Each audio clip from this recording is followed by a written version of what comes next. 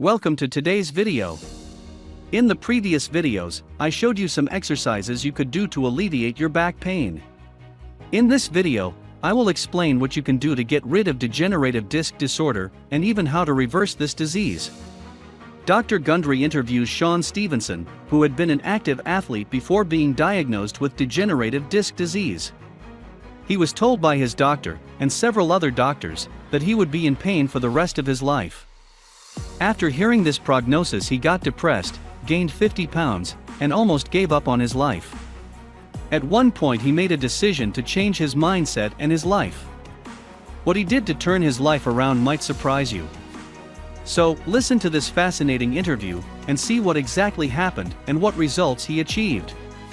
Let's get right to this fascinating interview.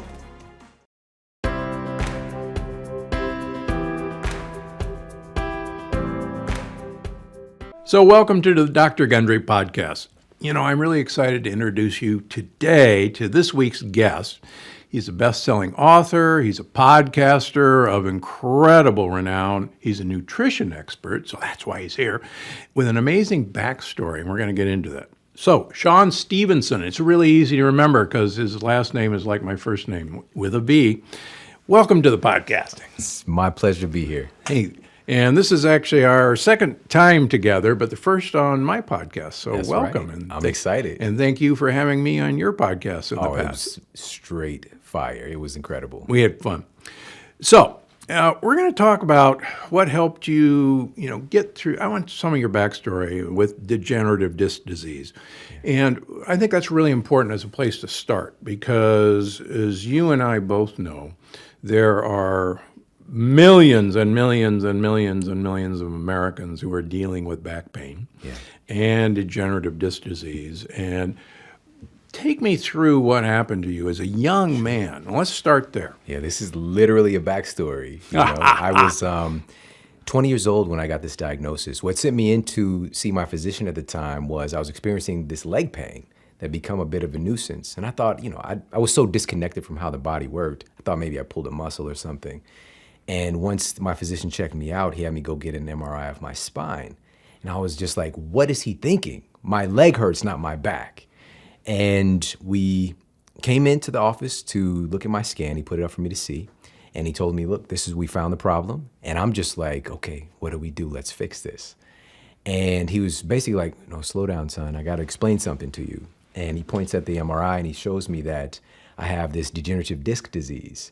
And he also knew that my bone density was very low as well. And I knew that prior to because I broke my hip at track practice. No trauma, just from running. I broke my hip when I was 16. But I didn't get this diagnosis until I was 20 years old. And so he told me that I had the spine of an 80-year-old man when I was just 20. So in a sense, I was a very old man inside of a young person's shell, in a sense, because I looked fit, which, as you know, there's a big difference between fitness and health. And again, I was very still optimistic because I just wanted to take care of the problem. I was used to working with my coaches, in sports. And you're a college student. Yeah, I was in college at the time. And he told me that, basically he told me to pump my brakes and slow down a little bit because he wanted to explain to me that this is something that is incurable. This is a condition that there's not a treatment for. And he told me lovingly, I guess, that this is something you're just going to have to deal with, and I'm sorry. And it was very heartbreaking for me because he was telling me that I have this condition. He gave me this diagnosis and that there was nothing I can do about it. And I'm going to have to spend the rest of my life in this very strange pain. And I know a lot of listeners know about this. We mentioned this briefly on my show with you, the power of the placebo effect. And placebos, a lot of people don't realize this, they're about 33% effective on average in clinical trials. Yeah. So a fake drug, a fake surgery, fake treatment, the person believing that they're taking the drug that will lower their blood pressure or kill their cancer, for example, proceeds to do just that based on the power of the mind, about 33% effective on average. And this is why the gold standard of clinical trials, we have to do a double-blind, placebo-controlled, because placebos work. Now, he didn't give me a placebo. He gave me a nocebo. This is the opposite. This is a negative injunction from an authority figure. Basically, this is when you hear you'll never walk again. You have 6 weeks to live. this is incurable. And every cell in my body believed that. And so over the course of about 6 weeks, I went from a nuisance of a pain to like chronic debilitating pain. And it just began to destroy my life. For the next 2.5 years, and by the way, if you ever get a bill of bad news like this, get a second and or third opinion, which I did, but it was the same thing. I proceeded to really break down mentally and physically. I'd gained a lot of weight because, he was just telling me, be careful, don't do anything. So he gave me permission slip to not be active, which a lot of people want. That's so right. I was just like, thank you. And I sat there on my little college love seat and played a lot of video games and ate what I affectionately call the tough diet, typical university food. And I gained about 50 pounds over that 2.5 years. And I was more the thinner person in my family, but my fat gene, it flipped on, all right? So I became very, very fluffy. And what was so tragic about this is that I didn't realize at the time, nor did my physicians inform me, that not only is my spine going to atrophy, but now everything else is, because our bodies really do work on a use it or lose it basis. And this 2.5 years went by, and I became, just to give people a reference point, on a scale of 1 to 10, like 1, you have no pain, 10 is the worst unimaginable pain you can experience. I would get this sciatic pain that would shoot down my leg, that would be a split second, that was a level 10, like bring me down to my knees. And it put me in fear, like literally fear of standing up. Mm-hmm. And so I stood up as little as I possibly could. Fast forward, obviously there's a, spoiler alert, there's a good ending to this, but it took about 2.5 years, and we were just talking about this before the show. And I think that everybody, it's so important to have exposure. And we really become what we are exposed to. And I had a great environment coming up in my grandmother's household. And she was pestering me, through this period, always calling and check on me. She knew I wasn't well, but I wouldn't tell. I just, you're annoyed by your grandparents and your parents at a certain point, especially in college. In college, yeah. I'm fine, but I wasn't fine, and I really realized, like, she instilled in me this notion that I was special and that I was going to do something really amazing with my life. And here I was on all these medications, prescription and over the counter. One of them was Celebrex. Which, one of the side effects, which later, because it didn't have a name yet, was restless leg syndrome, which I had from taking the Celebrex. Felt like my legs were going to get up and leave me at night. And my life, I was definitely depressed. I was overweight, and I was really lacking a sense of purpose.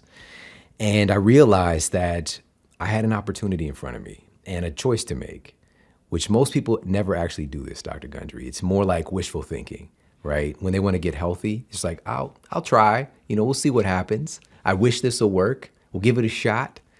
But when you really make a decision about something, right? A true decision, even the word decision is from the Latin de, meaning from, and caedere, which means to cut. Yeah. You cut away the possibility of anything else but the decision that you make.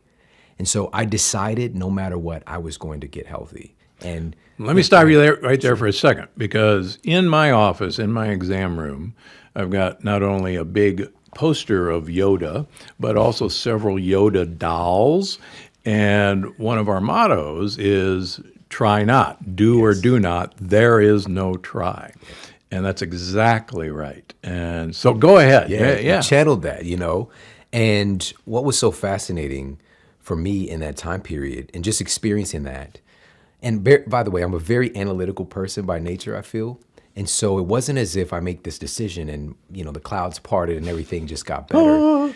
But I put a plan together, and that plan entailed 3 specific things. And those 3 things, just to rattle them off really quickly. Number 1 was when I first went to college, I went pre-med, even though I actually hated science. Like literally a couple years ago, I was having still nightmares about biology class from high school, which is my deep passion now. I love it so much, but I just couldn't stand it then. It wasn't visceral. It didn't connect. Mm-hmm. And when I was in college, I started to see the upperclassmen, because you're taught pathology and disease is basically the study of disease. Correct. You're not taught health. Nope. And so they were like always, giving themselves diagnosis with problems. It really creeped me out. So I got out of that because of, I did the pre-med thing because I thought I should be a doctor just because it's just a thing, but I didn't have any exposure except for television, And so the other exposure was a movie, Boomerang from Eddie Murphy. I don't know. Yeah. And he was in marketing. So I was like, I'll do that. That looks cool. And so I got out of that. And now life had other plans for me, really. And it circled me back to, I decided, you know what? I saw the study of disease already. I'm going to study everything I can about what it takes to be a healthy, sovereign human being. And so for me, the kind of low-hanging fruit was movement. I'd stopped moving, and being an athlete who was like, I ran a 4.5 when I was 15 years old, but then proceeded, of course, to break my hip eventually and spoil those plans. But that was my connection to health somewhat, but definitely to fitness. And so I began to just move my body again. And it was difficult even just walking. So start off with a stationary bike and progress to doing some walking, eventually pick up the weights again. The other thing was I asked this really fundamental question. My spine is breaking down. My discs are degenerating. What are my discs made of? What is my bones made of? If my bones are breaking down, my bone density so low, all I knew was calcium from commercials. And come to find out there were dozens of other things, many of them more important than calcium, but they just didn't have a good marketing team, right? And so vitamin K2, silica, sulfur-bearing amino acids, all this stuff I'd never heard of. And I was just fascinated. And I decided, let me get as many of these nutrients in to give my body the raw materials it needs to do the job. How can it do the job without the raw materials? Basic stuff. Third thing, if you're not sleeping, you're not healing. And my biggest struggle through that 2.5 years was sleeping at night because the pain would wake me up. Literally, if I just changed positions, I'd get that electric shot down my leg. And so I would take a cocktail, I had my over-the-counter and my prescription medication, and knock me out, which was really just a pseudo-sleep because I woke up in a fog every day that lasted several hours. And once I did change some things I was doing during the day, it changed my sleep at night, and I got better very quickly. So to put a bow on this, it was about 6-7 weeks later, I lost about 20 pounds, which results not typical.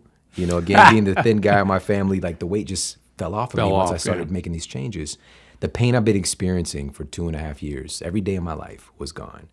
And it was about 9 months later, I got a scan done, and my 2 ruptured discs had retracted, and the juiciness, the suppleness of my disc, basically my disc had regenerated.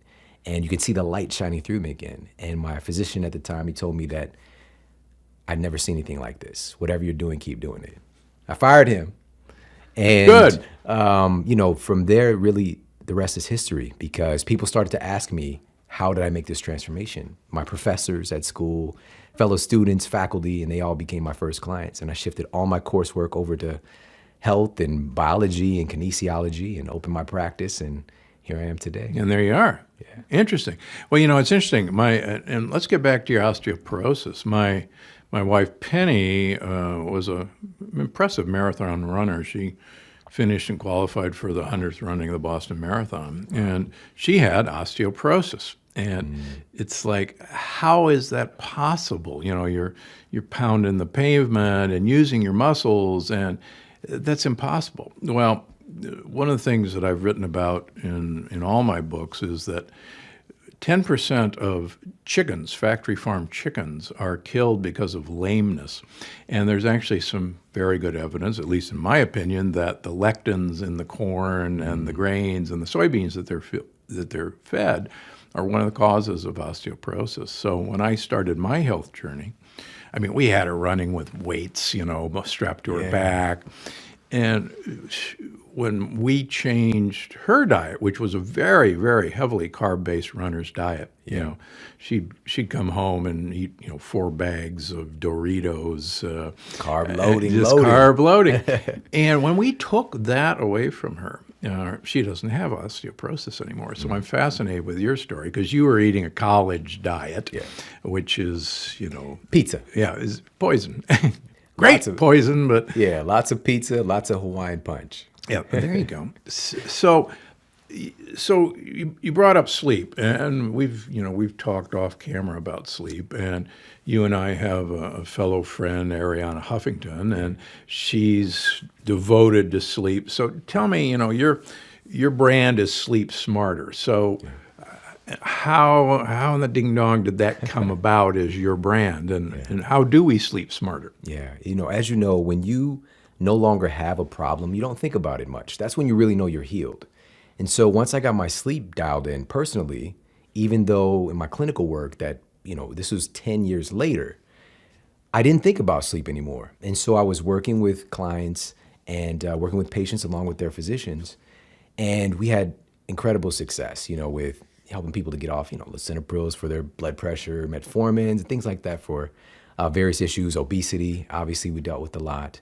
And it always bothered me that percentage of people that weren't getting well, even though they were making the dietary changes, the exercise changes.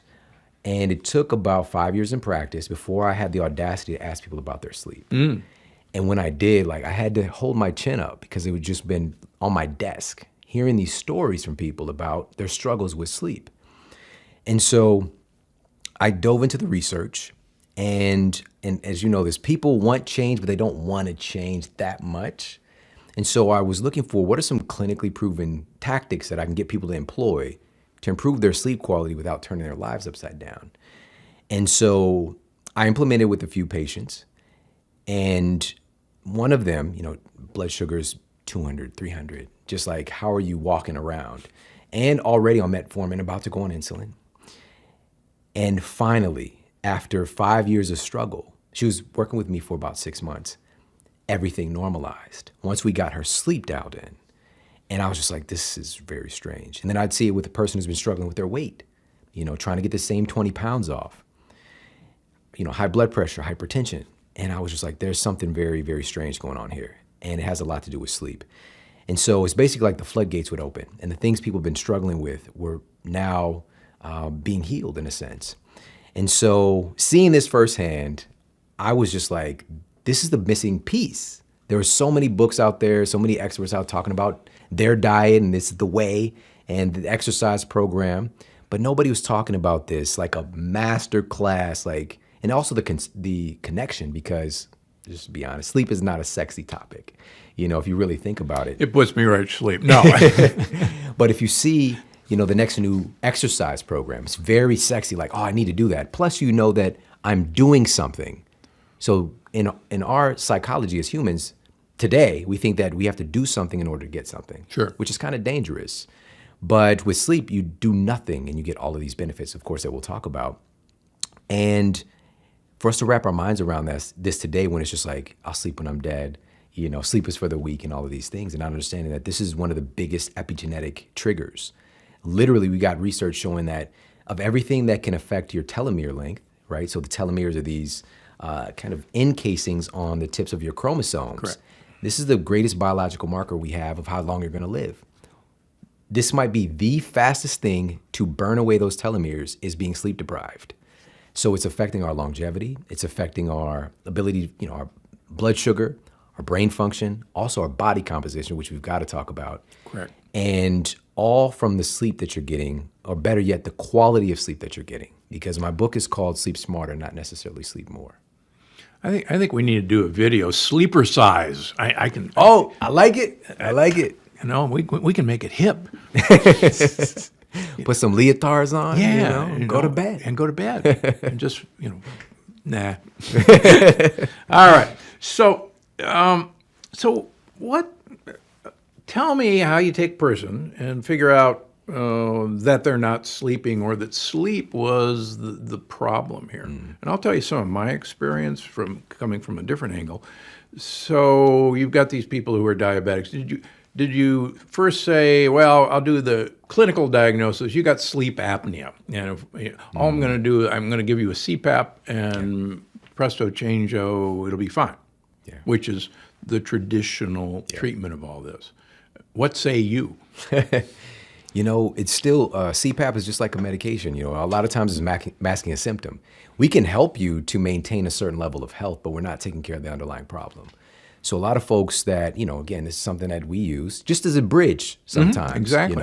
But we need to address the underlying cause. And for a lot of folks, even if they're thinner, they still have a very high body fat, right? So carrying too much weight around in your frame, specifically body fat, visceral fat, Yeah. can affect your ability to sleep and to breathe at night, So that's what we really need to target. But ironically, it's incredibly difficult to lose weight when you're not getting sleep.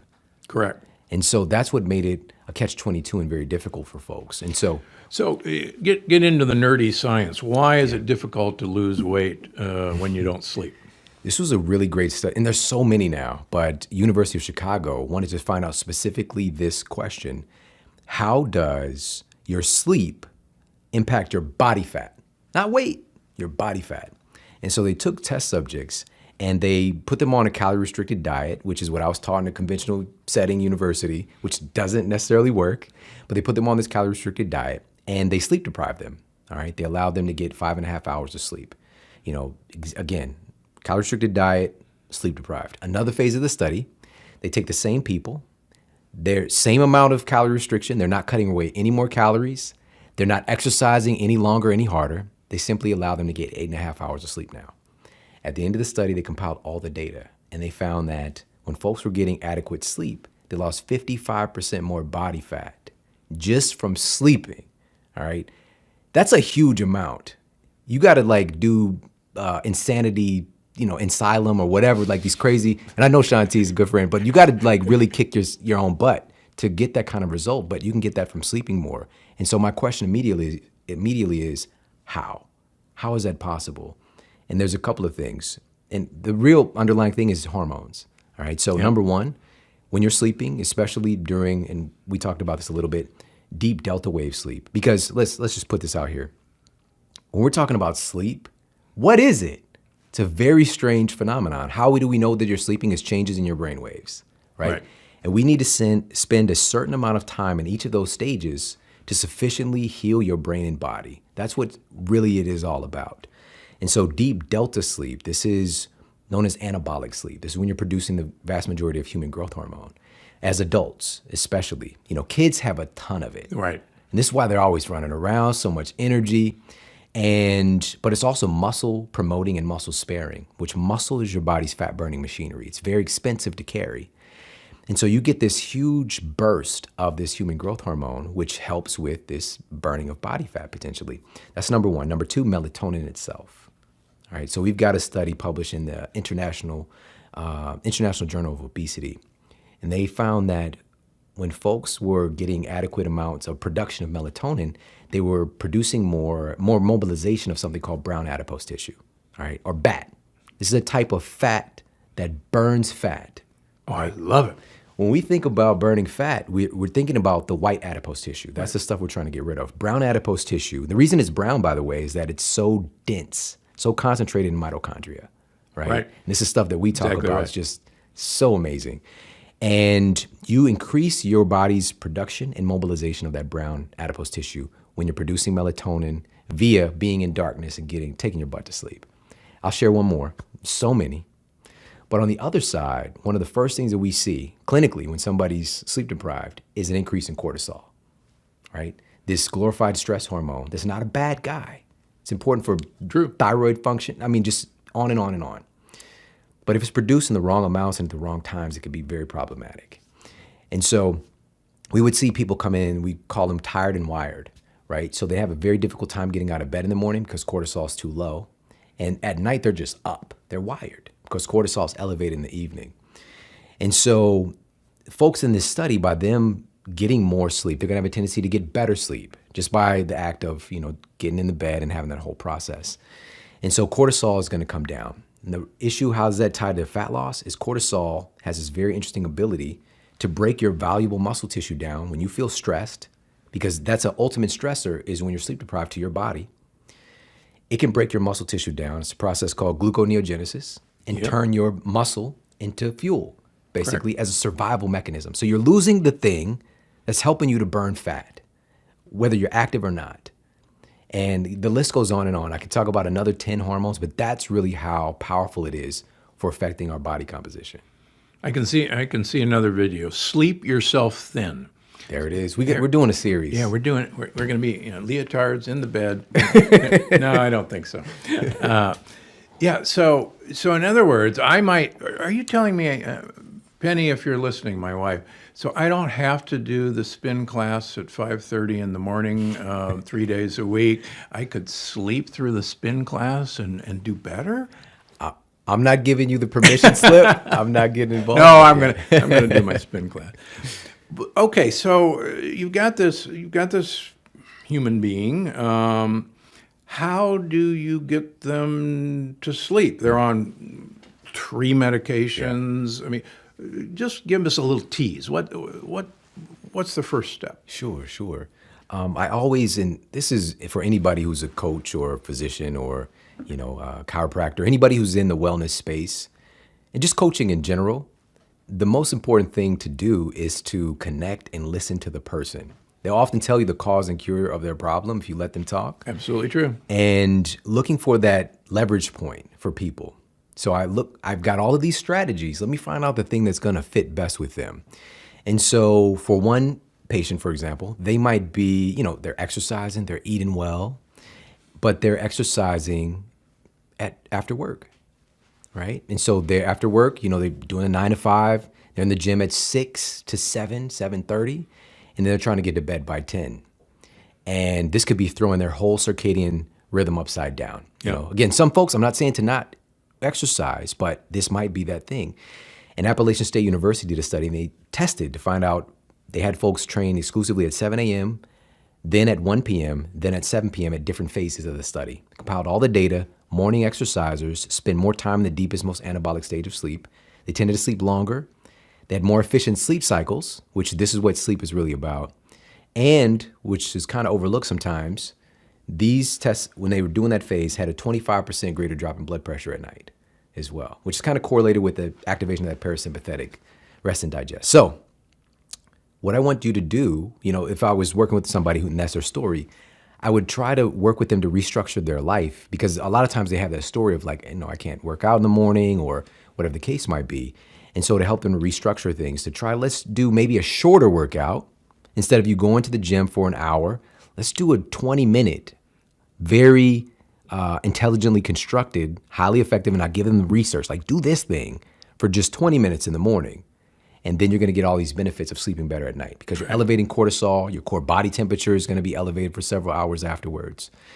And so that's one strategy, is for folks to simply exercise in the morning, if at all possible. And even if they are exercising in the afternoon, still do some in the morning, because it does something that we call a cortisol reset. It gets that cortisol elevated so it can get back on a normal pattern, potentially. So that's one simple tactic. All right, so what you're saying, Penny, you're right. I gotta go spin at 5:30 in the morning. You're so brilliant. I love you. So thank you very much.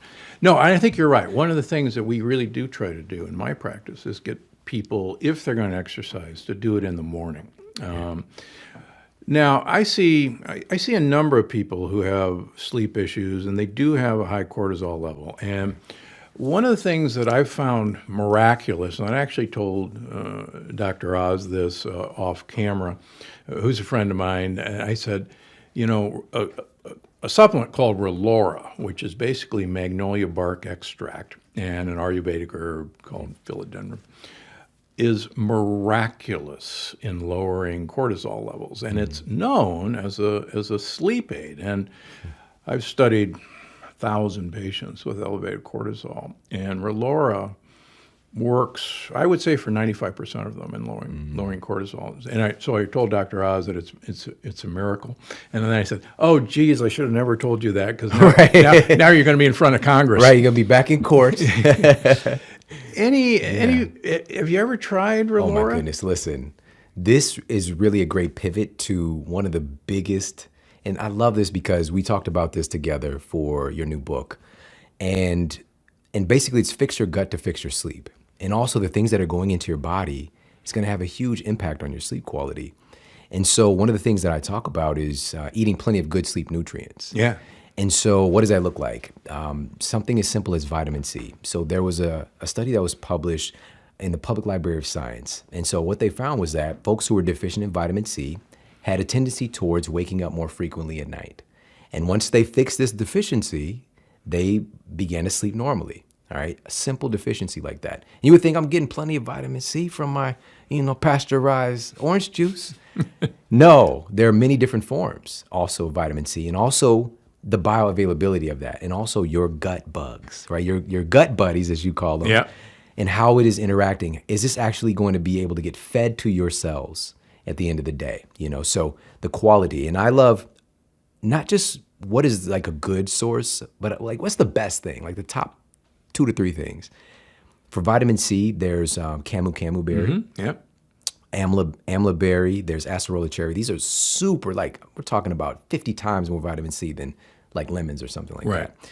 And so you can look into stuff like that, or just foods that are in your local area that are growing in season as well. You're going to find in some surprising sources as well, different teas even have good sources of vitamin C. It's not that hard to come by, but we have to understand it's an antioxidant. So it kind of gets used a lot by the body. That's one of the things. Another one is magnesium. This is huge, especially Absolutely. for Glad sleep. you brought that up. Now, what we were seeing was somewhere around 70 to 80% of people being deficient in magnesium. The testing is, to be honest, is still a little, I don't think we've got it dialed in yet. Correct. But seeing people addressing this and increasing their magnesium levels, amazing. So here's why. Magnesium is responsible for about 325 biochemical processes we know about. All right. Many of them related to muscle function, brain function, sleep. And so one study, this was done on folks that have clinical insomnia. And they were seeing like 100% of them were deficient in magnesium, getting their levels optimized. We're seeing about 70 to 80% of those folks, ironically, having their sleep issues subside just from that one thing. Now, the issue is this. Food first, very big advocate of that. Any food that's green is going to be a good source of magnesium. But I think more than any other mineral, so I said nutrient deficiency, let me say mineral deficiency. More than any other mineral, this one gets zapped because it's kind of an anti-stress mineral. It deals with a lot of stress response. Absolutely true. And we are in a hyper-stressed environment. We just are. Even though we're inside of a building, we're smelling, processed air, whatever, And today our lifestyle is very different. So we're dealing with a lot of stress. That's why it can get zapped from your body.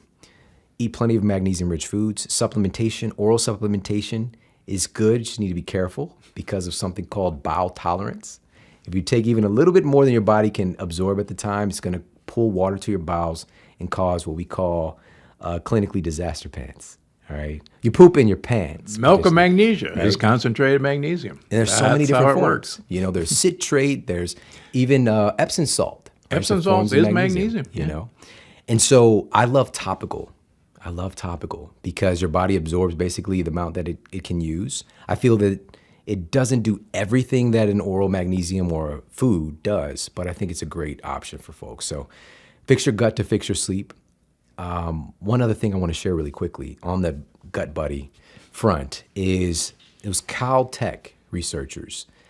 They found, and you already know this, that there are certain microbes in our gut that communicate with cells that produce sleep-related hormones and neurotransmitters. Correct. So these microbes, this friendly flora, this cascade of bugs, these our gut buddies, are responsible for producing sleep-related hormones and neurotransmitters, one of them being serotonin.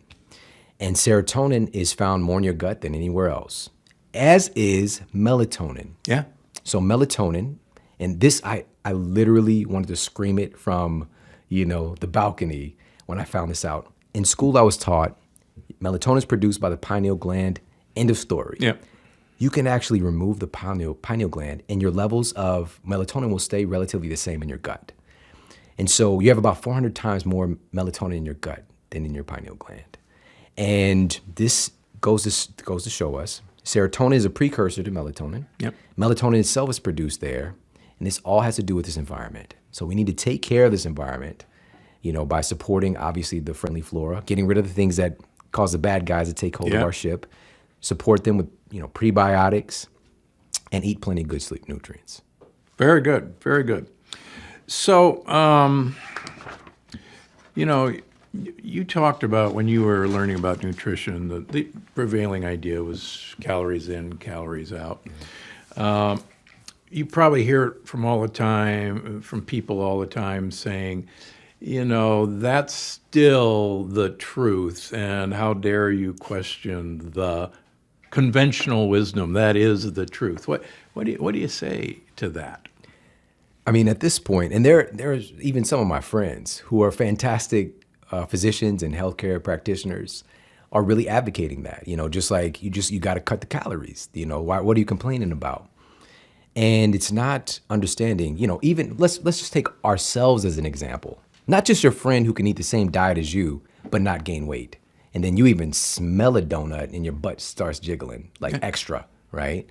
Leotards program. Okay. Never mind. All right. So here's the thing. When you were younger, right? Maybe in your teens, you could, eat the pizza and the ice cream and the shakes and the soda and all this stuff. And you really wouldn't fall into that camp of becoming overweight and obese. But today you do the same things and now it's a big problem. What happened? What changed? Same food, same person, possibly. What's different? What's different is your hormone function. And we have to look at, instead of a calorie-based diet, a hormone-friendly based diet. How are these foods interacting with your hormones and also your microbiome, right? And a lot of your hormones come from your microbiome. Exactly. That's what we really need to address, because folks could, again, be on the same diet as the next person, and one person can lose weight, one person can gain weight. Another person can stay the same. It's not just about the quantity of the calories, it's the quality of those calories. How are they affecting your hormones and your microbiome? That's really the key. And sleep is very similar. And I share this example of it's very different when you eat 300 calories of broccoli versus 300 calories of ding dongs, right? Which was, the chocolate covered cream. I lived on those that was as a heart surgery resident, just stay awake all night. I was about at least 7% ding dong myself, my favorite. A whole, probably half of my hand. Anyway, so here's the thing. With sleep, it's very similar, because you can get, 8 hours of Twinkie sleep or ding dong sleep when you're really looking for that high quality, broccoli sleep, as it were, because it's the quality, not just the quantity. Quantity does matter, but the quality is going to affect you a whole lot. So same thing when it comes to food and sleep. So you've been doing this now is this your 6th year of podcasts and everything? Yeah. So I've been in practice, in the health space for about 17 years. Yeah. Somewhere around there. You start losing count after a while. I know. But yeah, with the podcast, it's been about getting close to 6 years now. So how do you deal with criticism through all of this? Got any tricks? Oh, man, that's such a great question. I just posted on Instagram the other day, @ShawnModel, SHAWN, the right way, the right spell. No, I'm just kidding. No offense. But I just posted the other day to not get drunk off of praise and don't get drunk off of criticism either. I think you need to bring a very balanced perspective into this, because today everybody is really a brand. If you have a social media account, you're a brand in a sense. Right. And you're going to be judged automatically. People are constantly judging you. It's just the nature of the beast, but it's preventing so many people from sharing their gift because they're so worried about other people and their beliefs, their criticism. And so for me, it's great when somebody says something beautiful about me or about something that I've done. I think it's awesome, but I let it go. I give thanks and I let it go.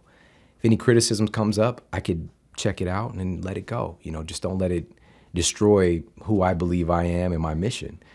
And so I got to say this. If you don't have any critics, then you're probably not doing anything, So you want to press to get some critics, to get some haters, But at the end of the day, I think that, and I've seen this evolution take place with myself, I don't see much of that.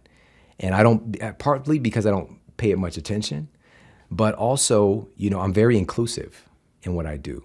I'm not setting out to make other people wrong. I have my perspective and my experience, and that's what I've been sharing here. And I also back a lot of stuff up with peer-reviewed evidence. Yeah, exactly. And digging through, I'm doing the work, so we can argue about this all you want, but you're gonna look. No, I'm just kidding. I just want people to understand that, we can have healthy conversation, right. As long as stuff is done respectfully, that's what it's really all about. That's gonna help move us forward. And also, I'm not tied to the fact that I'm right either. And that's a big secret, so it doesn't hurt me as much if I have my identity invested in that and you criticize it, that's going to sting a little bit more, but I don't have my identity tied to any one thing. I'm very open to change. And I think that's what the best in the field do, because everything is constantly changing. We know a fraction of the data out there about food. We Right. barely know anything, but we're learning. And to be open to that, I think is a huge key. Yeah, very good, very good.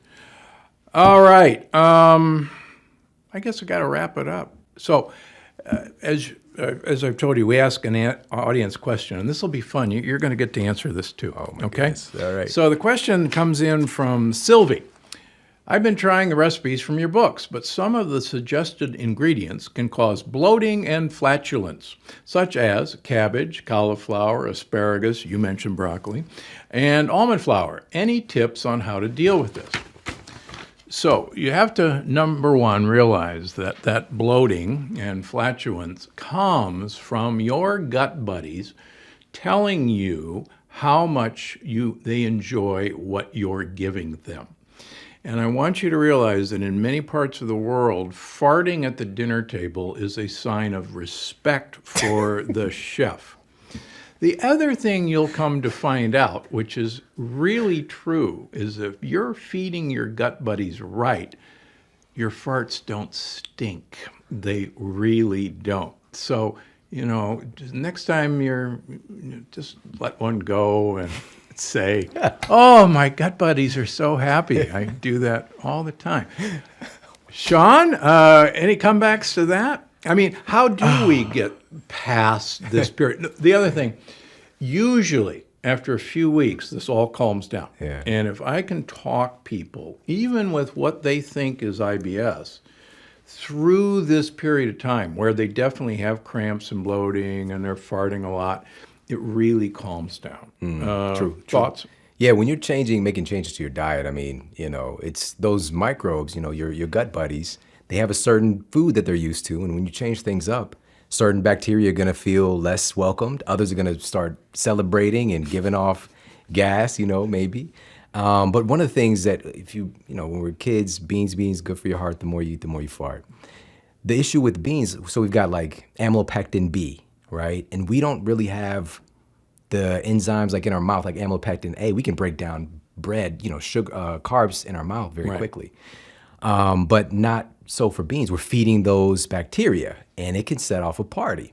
And so the same thing, how are you preparing them is going to affect it as well. So doing the soaking, doing the pressure cooking eliminates so much of that. Like for most people, it's gone. Yeah. So it's how you're preparing these things could really help a lot. Yeah, if I can get people to get an Instant Pot or another pressure cooker, it makes such a difference. And it makes it so easy for families who, are working 3 jobs and the kids are going to 27 sports and violin practices, and how do you get food on the table, quickly that'll feed them properly is a big deal. And a pressure cooker will kill lectins and it'll get the food on the table, good food quickly. Yeah. Absolutely. All right. Well, listen, how can people find you? You mentioned your podcast, and it's an amazing podcast, everybody. Social media, where can we find you besides your podcast? Awesome. Yeah. So the podcast is called The Model Health Show. And I'm very grateful to say it's been the #1 health podcast many, many times over these years.